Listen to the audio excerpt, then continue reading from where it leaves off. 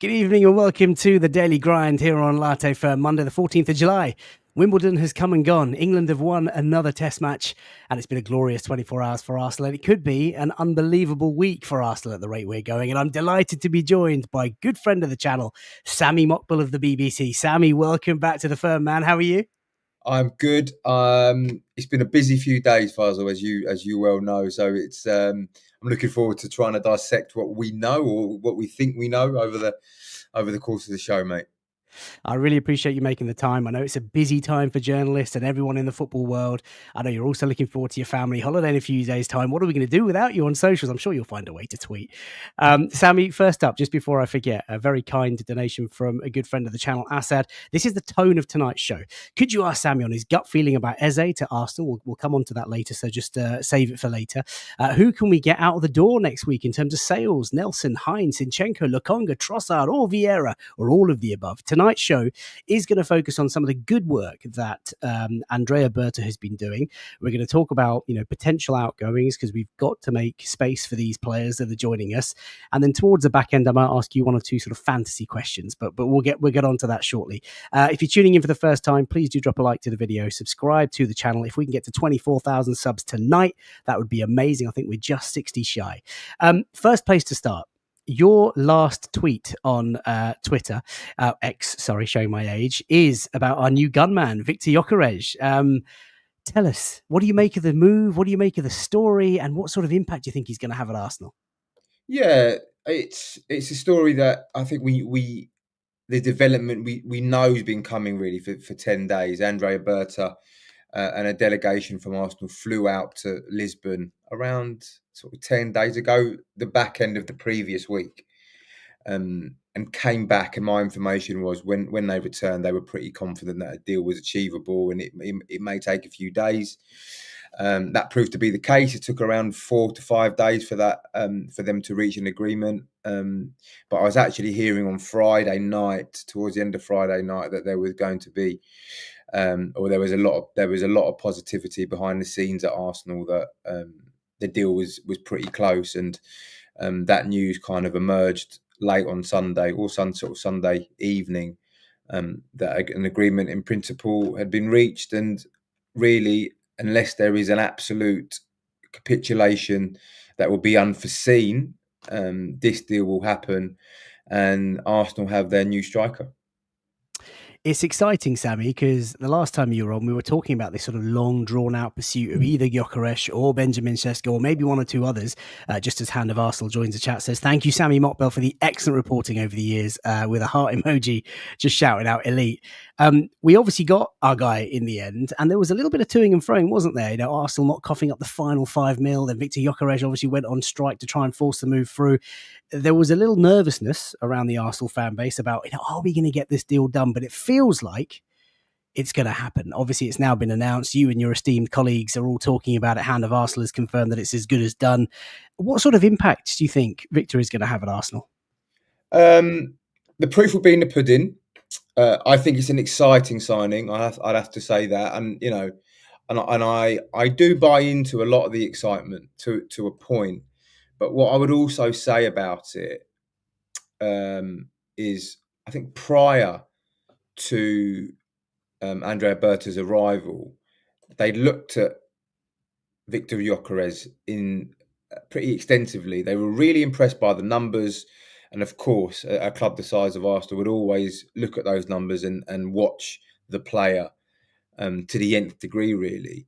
They thought he was a good player. They thought he was a very good player. But what there was concern about was that how those numbers, and they are excellent numbers, how they would translate, given that he's playing in the Portuguese league, with all due respect to the Portuguese league, how that would translate into Premier League football is, as sort of, I guess, and I know we are quite blinkered with regards to watching Premier League football, but we would recognise as the strongest, or at least one of the strongest in the world, certainly in European football.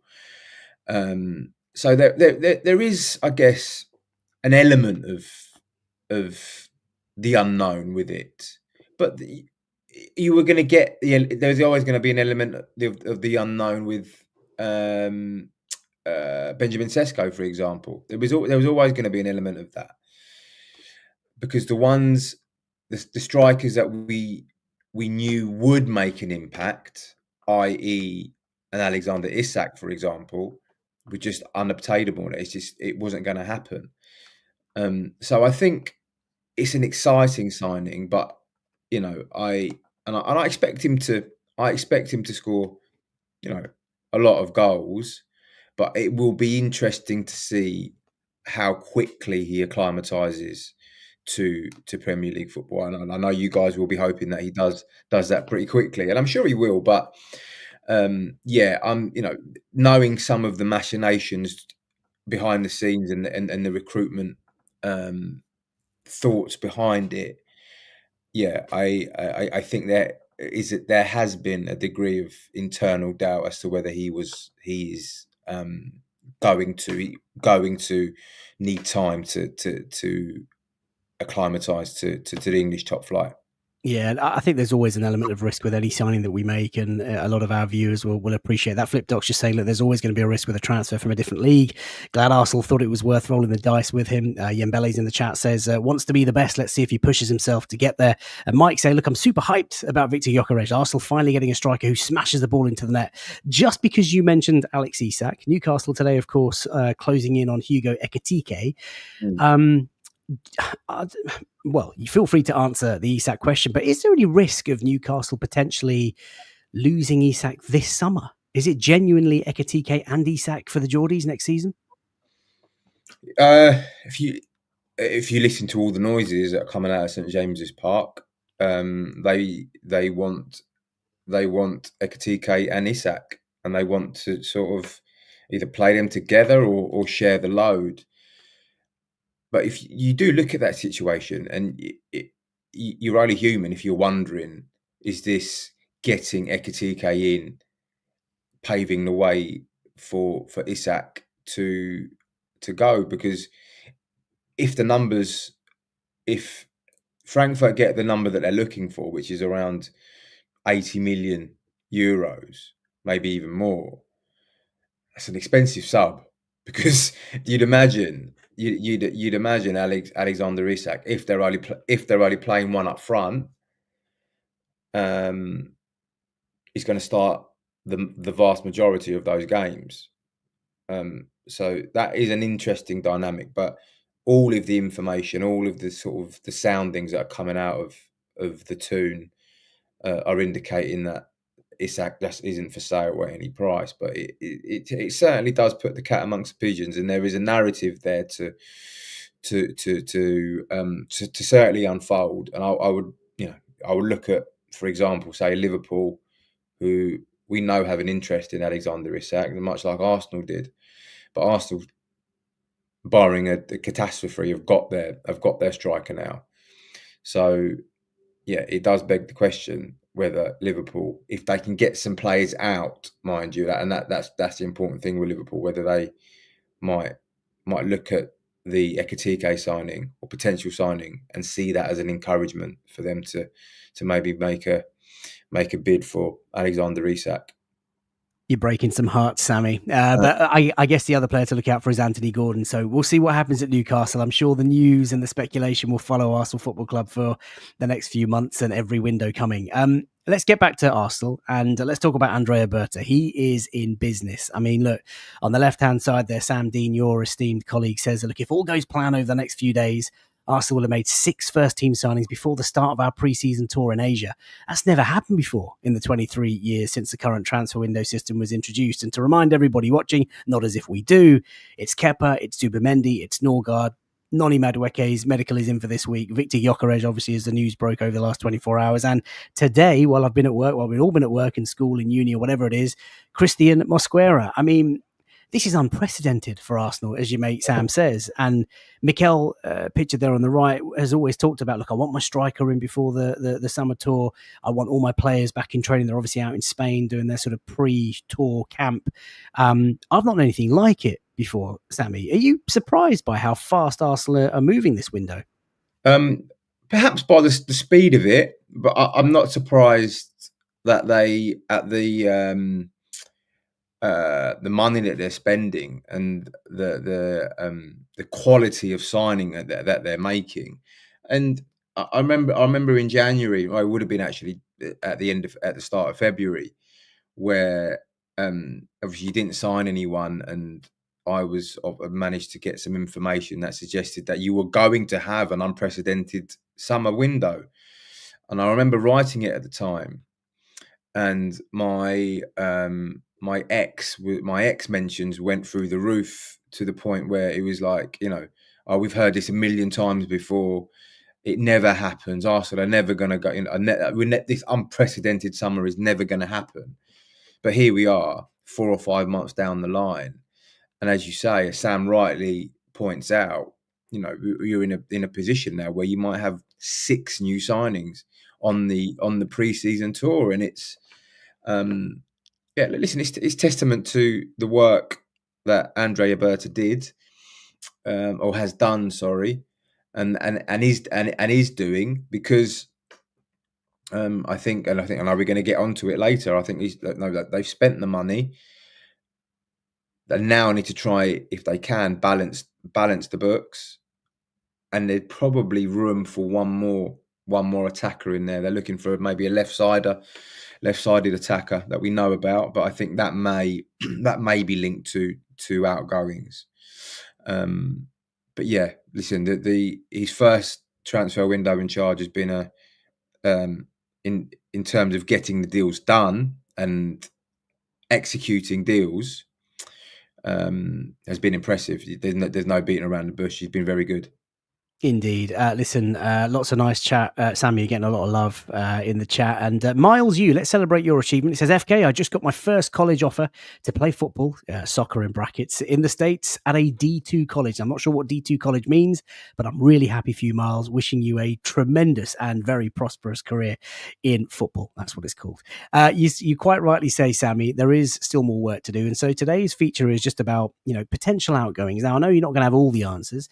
Feel free to drop as many bombers as you'd like. But the guys in the picture, 1 or 2 slides sort of coming up about particular players, there is a lot of work to do. We have to make space. We want to try and balance the books. I guess the first question is, who do you think is closest out of anyone in the squad to potentially leaving over the next couple of days? I mean, Kieran Tierney's obviously left, pardon the graphic, but you've got Jakub Kiwior, Zinchenko, Jesus is obviously injured. You've got 1 or 2 others, Trossard and Vieira on the next slide. What are the noises you're hearing?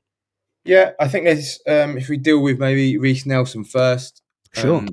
I think there's certainly interest in Reiss Nelson. He spent part of last season obviously on loan at Fulham. Injuries didn't help him there. I can see a situation where maybe Fulham would look at him again and maybe revisit that again, maybe on a loan. But I think Arsenal would probably prefer to sell him permanently. I also understand that that the player would probably, I think he knows his time at Arsenal is up, really. So I think there is a situation there where the player would also probably prefer to sever ties permanently. He's 25, Sammy, 25 years old. Last year, like you say, at Fulham, 12 starts, a goal and an assist. It's just not quite worked out for him at Arsenal. And as much as we want it to happen, it's surely the ship has sailed now. Like, he's got to go and he's got to thrive elsewhere, right? Like you say. Yeah, I think he's accepted that from what my understanding is, and I think he's open to leaving permanently this summer. Listen, Crystal Palace have had a historic interest in Reiss Nelson. I wouldn't be surprised to see Palace perhaps make an inquiry. Maybe they already have. Just to sort of crunch numbers and see if that's possible. What I would say about Palace is they don't have an awful lot of money to spend this summer, and they're prioritising certain areas. So whether they've got money to spend on Reiss Nelson, and whether they sign Reiss Nelson will depend on the valuation and the price. But I think for the right price, I look at Palace and I can see that as a potential destination for Reiss Nelson for sure. Okay. If we focus our attention to Zinchenko, obviously bought for 30 million odd quid a few years ago. Only 15 starts in the Premier League last season and 28 years of age now. Do you see maybe a way out for him? Yeah, I think that he's a player that the club are listening to offers for. I haven't heard that they're actively trying to ship him and actively trying to sell him, but I think European football circles and the industry knows that he's a player that Arsenal would consider offers for and consider letting go. I don't have specific information on that at the moment with regards to interested clubs, but I do know that he's a player that they are open to recouping money on. And like, he's been a great servant to them, and I think we can underestimate the importance that he and Jesus both had when they arrived. They that season they were for 18 months they were among the best performers in an Arsenal shirt, but they came from City. They had that winning mentality. But I think, unfortunately, for both of those players, that the team has accelerated at such a rapid rate that maybe, unfortunately for them, that sort of their time as regulars in that team have gone, really. And I think both players would.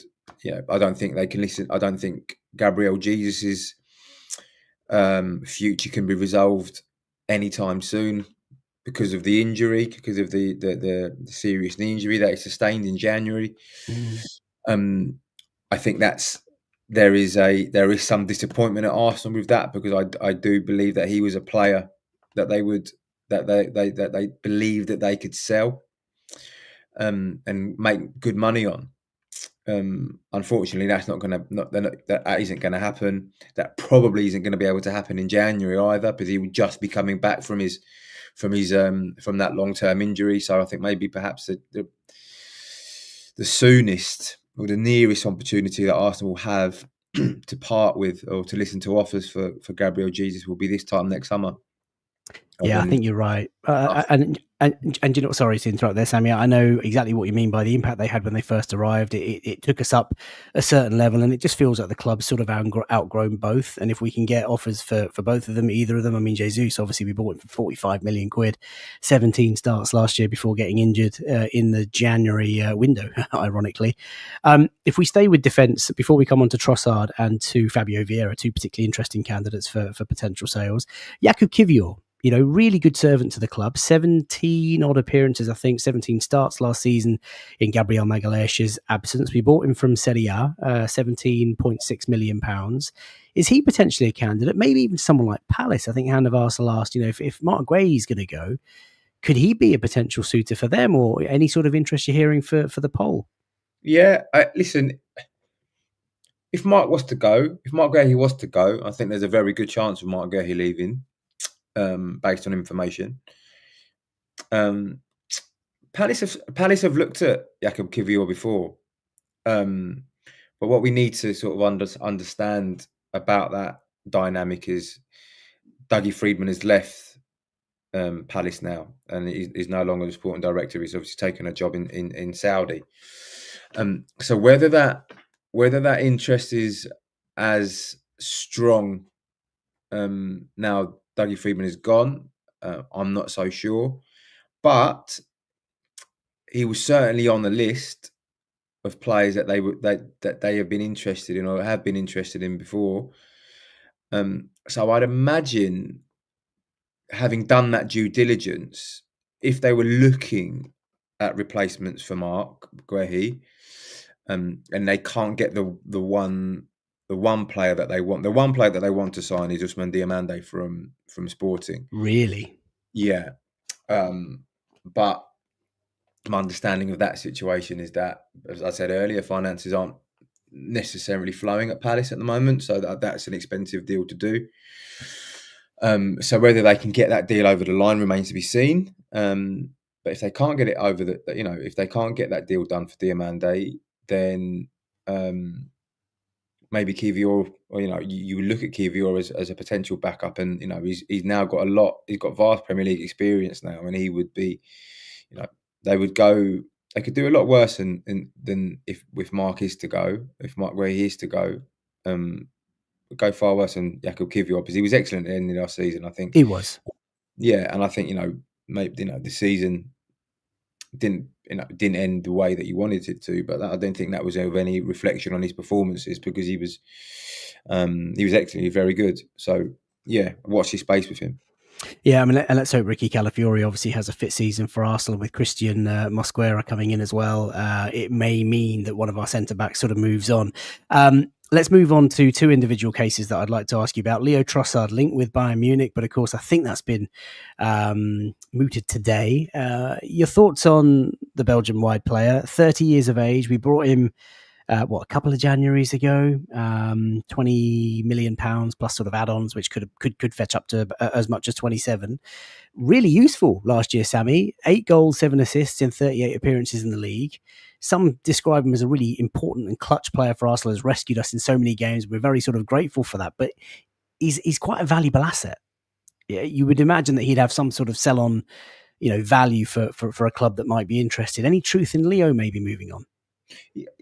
I think it's something that I think it's a situation that Arsenal aren't ruling out. I don't think they're in a rush to sell him. I think it's been well documented, and I reported it myself a few weeks ago that they're talking over a pay rise, over an extension. I don't know if it's an extension, but it's certainly a pay rise. I think there is an acceptance at Arsenal that the current deal that he's on isn't a reflection of his output and his importance to the team, to the squad. I think there is an acknowledgement behind the scenes at Arsenal that he deserves to be earning more money, and they have looked to rectify that situation.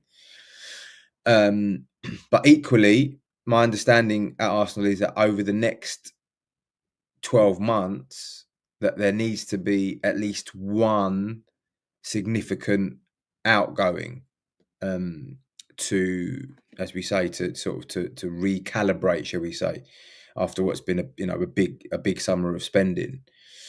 And if they can get the right money for someone like Leo Trossard, if they could get 25, 30 million pounds and make that money back, maybe even make a profit on I can't remember how much he signed for.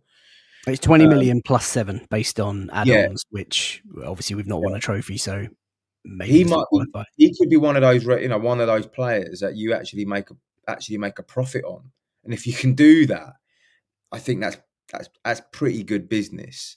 In terms of his contract talks over a pay rise, I think those are still kind of ongoing, and if he does end up staying and there isn't an acceptance of an offer, and there isn't an acceptance of him going of an offer from a rival club, I wouldn't be surprised for him to sign that contract, and there will be a financial reward for him to stay. We will have to wait and see how that unfolds. One last rumour before we talk about the fantasy stuff on the next slide, final slide. Fabio Vieira, been linked with a move to go and link up with his former coach, Carlos Cuesta, there, pictured obviously in his Arsenal gear, now the Parma manager. Obviously on loan out in Porto last season, hasn't really had a break under Mikel Arteta, Sammy. You would imagine that they are open to offers for the Portuguese player. They 100% are open to offers for Fabio Vieira. He had a little spell, didn't he? Maybe in his sort of midway through the first season that maybe he's starting to get the grips of and get grasp in English football. But unfortunately for him, it just hasn't happened. And much like Gabriel Jesus and Zinni, the team has accelerated at such a rapid rate that I just don't think he'd get a look in, and I think they've been preparing the way for him to leave since January, really, from what I understand. I think in their pre-planning for the summer window, his name was firmly on the list of players who they would look to sell, and I don't think that's changed. And I'd be surprised if he's still an Arsenal player at the end of the transfer window. Yeah, I think that's one that definitely has got legs. Fabio Vieira, of course, bought for almost £35 million, but he's still a young boy. Obviously, sometimes it just doesn't work out, Sammy, right? You know, you move to a different league, a different club, the setup's maybe not quite right. If you don't get the break, you don't get the bounce of the ball, whatever cliche you want to kind of chuck in there, and we sort of wish him well. I want to move on to the final slide, which is about a couple of stories, very different stories. The first one is about Ethan Nwaneri, Sammy. You tweeted a few days ago that Arsenal are progressing now with contract talks. What's the latest with him? My understanding is that they will make a formal offer to Ethan Nwaneri this week. I think that'll happen this week. If the information I'm getting is from various sources is spot on, which I believe it is, I think the expectation is that he will sign a new contract. And I think that's the direction of travel at the moment. I think there is now a willingness from all parties to meet in the middle, and I would be surprised now from what I'm hearing if that deal doesn't get done and isn't perhaps even sort of agreed by Sunday night, which will be a great news for you guys, because he's the future of your club, and yeah, and he's just getting those opportunities for him and getting him on the pitch enough to satisfy his progression. Because we can't forget, as talented as he is, he's still a 17-year-old, 16 or 18-year-old boy. So he's going to need to come in and out of the team, but the talent is undoubted. And yeah, I think there will be a positive and potentially a swift resolution to that over the coming days. That is great news because he's such an exciting prospect. I know he didn't get the game time towards the back end of the season. Lots of theories out there, but you know, he's a young boy. We got to remember that. Was there any truth, just finally, before we move on to the final segment, in Chelsea lurking in the background? I mean, look, all the big clubs are going to want the best young talent naturally, but was that just paper talk? Was that just agent talk to try and get him the best deal, or was it genuine? No, I think it was genuine. I think their Chelsea's model is to sign the best young footballers in Europe, and Ethan Nwaneri Stockpile. is one of the best young footballers in European football, without a shadow of a doubt. Now, if there was any kind of glimmer of hope of Ethan Nwaneri being available, then Chelsea would certainly have been in the mix for that. But they wouldn't have been the only club in the mix. Trust me. You would have all of Europeans' top clubs after him because he's held in that high regard. But he wants to stay. I'm assured he wants to stay. The club want him to stay. So everything points to them meeting in the middle at some point over the course of the next few days, hopefully. And yeah, I'd be shocked. I'd be shocked if there is a situation where Ethan Nwaneri leaves the club and isn't signing a new contract. Fingers crossed. Listen, it's been such a great summer. If we get some outgoings out the door, there's just over 5 weeks to go now until the window shuts. What else could we expect, Sammy? And I've put a poll out for those of you watching, and there are just shy of 1,000 people watching live on YouTube right now. Please do drop a like on the video, subscribe, and all that sort of stuff. Get involved in the chat. Let me know who you'd prefer, Eze or Rodrigo. But is there any potential chance of us maybe nabbing either of these two? And if you had to lean towards one, who would you favour? Yeah, that's $1 million question. I'm going to try and answer that, and then let me see if you're probably not going to get an answer out of me. But listen, look, in terms of Eze, the Arsenal interest is absolutely genuine, as I understand it. And while there's not been, as I understand it at the moment, while there's not been like a formal through the front door approach to Palace, I think there'll be machinations behind the scenes that Palace know that Arsenal are there or thereabouts with maybe making that formal approach before then. I'm not saying it's soon, but I think you probably need to balance the books first. But that Arsenal are there waiting ominously to try and make a deal happen.